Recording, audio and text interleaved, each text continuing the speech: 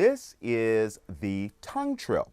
Now, this is a really, really important exercise, and it's also one that a lot of you will not be able to do necessarily, and for a lot of different reasons. But let me explain, first of all, the purpose of this. The purpose of doing the tongue trill is to, again, get your body to experience creating sound without the swallowing muscles coming down or sound falling back in your throat. Now, the tongue is connected to the swallowing muscles. So I've gone through this, and I know in the DVD, but what I want you to do so that you really are aware of it is to put your thumb underneath, kind of swallow, and you can feel the muscles come down. Those are your swallowing muscles. Now, if you don't experience that, then go into a yawn.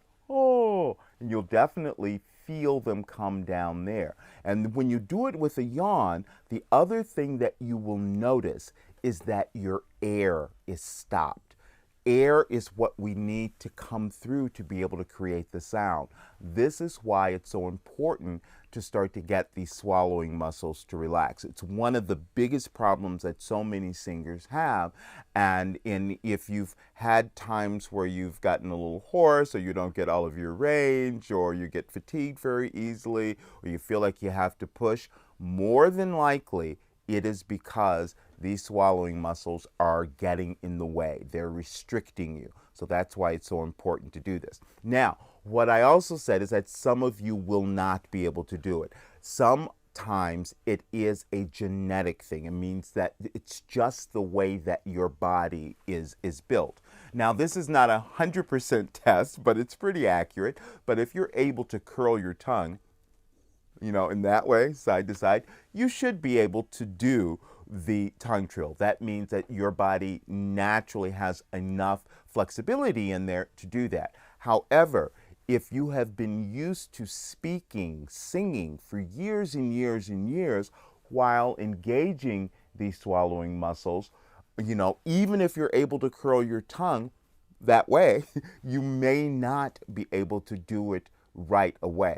That means that we have to retrain your body. We have to start to get these muscles to relax a lot more.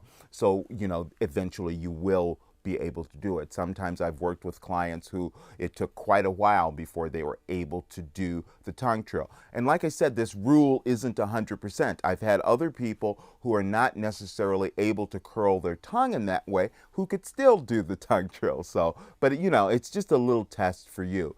But again, if you're having trouble with it, wait and see if after doing some of the other exercises and mastering getting these swallowing muscles to relax will allow that trill to begin. And if you can't do it, there are other things that we can do on this exercise to get the same result. And again, that result is about getting your body to experience creating sound without using these swallowing muscles. Well, let me give you a little demonstration. And the reason, now I've had questions about this, but the reason I like for you to put your thumb under here is that most times you will not be aware if those muscles are coming down or giving you trouble because you've probably become used to using them.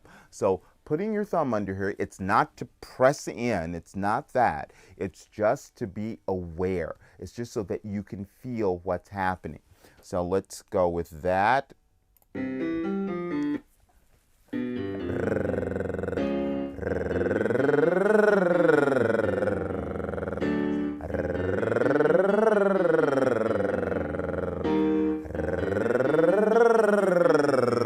Now let me explain. You'll notice that I was making kind of that face again because it's so much easier for me to keep the sound moving that way above here without these muscles coming down. You'll start to get an experience of that again, of it staying above your cheeks, as I mentioned. But, I'm going over it. The only thing that's happening here are my vocal cords are getting smaller or thinner as I go higher to create those higher notes. That's what we want. And again, we don't want it to shift back and forth where you're breaking apart and going into a falsetto tone. If you start finding that happening, then just only go as high as you can while keeping the sound more connected. All right, let me do a little bit more so you get a sense of it.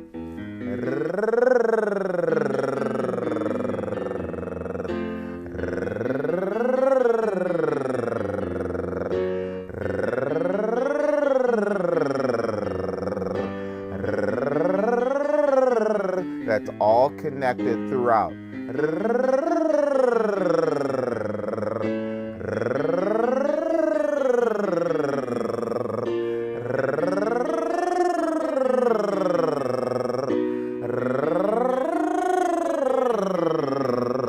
Now, you will experience it. You will experience it going where you're hearing it in different parts of your body, all right, where it goes into a different sound possibly. But again, I just don't want it to like completely disconnect.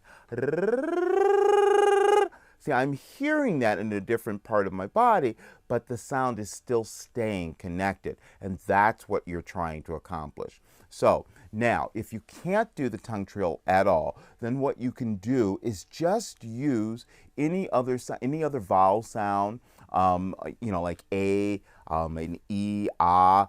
Ahs and uhs are great for this one because those are the sounds that typically will have us kind of fall back in the throat and use the swallowing muscles. So let me show you what I mean by that. And all you do on this is just put your thumb underneath here again so you can be aware of where if these muscles are coming down.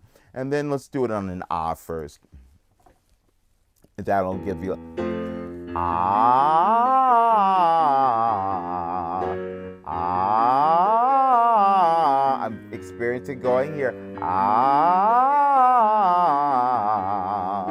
ah,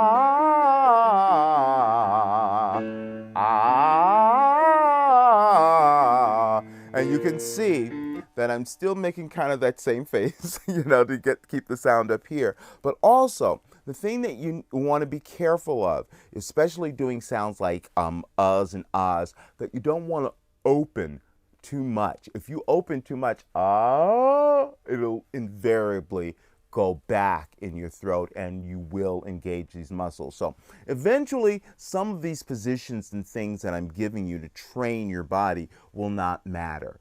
You'll have an internal sense of how you're controlling your voice. So these particular things and faces and all of that will not really necessarily make a difference. And especially for people who are singing and acting or doing musical theater or something like that, you need to be animated. You need to create different faces and all of that. And so you will have such an internal control of your voice that you will have the freedom to do all those things.